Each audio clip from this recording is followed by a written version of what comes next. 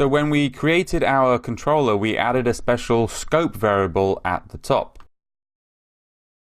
Something to note about this, which might seem a bit strange at first, is that if you change the name of the variable to something other than scope, it doesn't work, it breaks. So I'll just preview this example just so I can go to the console log. And you can see it's actually printing an error. Unknown provider, S provider. The reason behind this is that your controller function isn't just blindly called with a set of arguments. Angular figures out the name of the argument, looks inside its internal registry for something called an injectable, which has the same name, and then it passes that as the parameter. When we changed the parameter to S, Angular tried looking in its internal registry. It couldn't find an injectable called S, and it gave an error. So this is the concept of dependency injection. What we are saying when we type scope as the first parameter to the function of our controller is we are telling Angular that our controller depends on something called scope. Angular then finds an injectable called scope and passes that as the function parameter. We don't need to tell it where scope comes from. We don't need to create a scope beforehand. Angular handles all of this by itself. We can inject into our controllers and our custom services other injectables. If you go to the Angular website and you go to the API section and you scroll down on the left-hand side, we can find a list called service. So these are the list of things which you can inject into your controllers or into your services. If you scroll further down, these are the other core Angular packages, and you can see if we included those as well, we would have access to a bunch of other services that we can inject if we wanted to.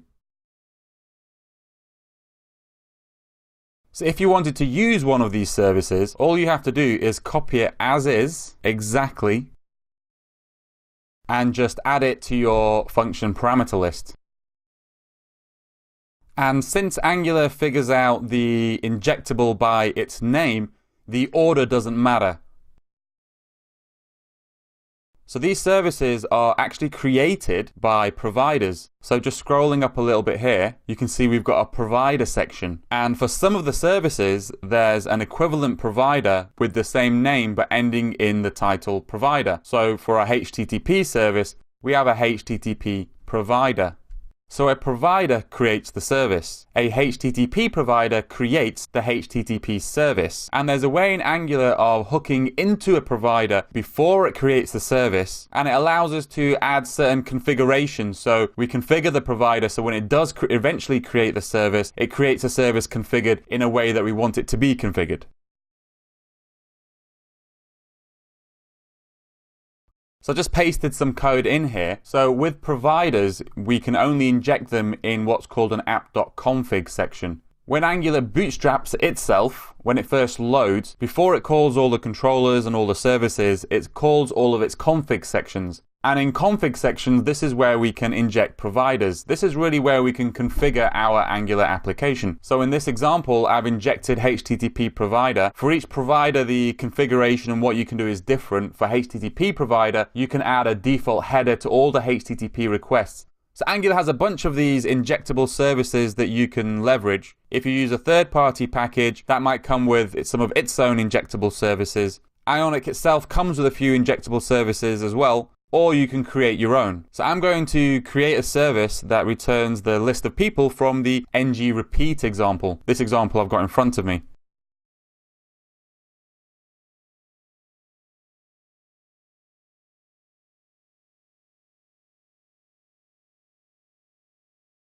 First thing I'm going to do is just take the contacts data. And then to create a service, we just type app.service. The first parameter is the name of the service. It's normal to capitalize the first letter of a service just so that we know that the service is something that you've created versus something that came from a package or came from core Angular. And the second parameter is a function that returns an object literal.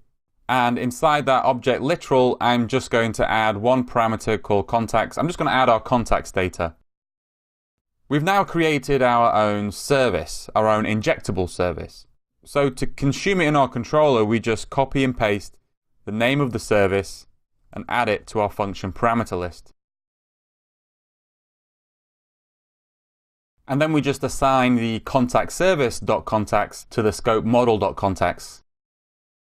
And now we've refactored the application into one that uses our own custom service. So now if I wanted to get access to the list of people in other controllers, I can do that simply by injecting this service that I've created. So it's a great way of sharing data between controllers. And generally for Angular applications, you should prefer to add much more of your functionality inside services than you would put inside a controller. In the long run, that's just going to give you a much better architecture for your end product.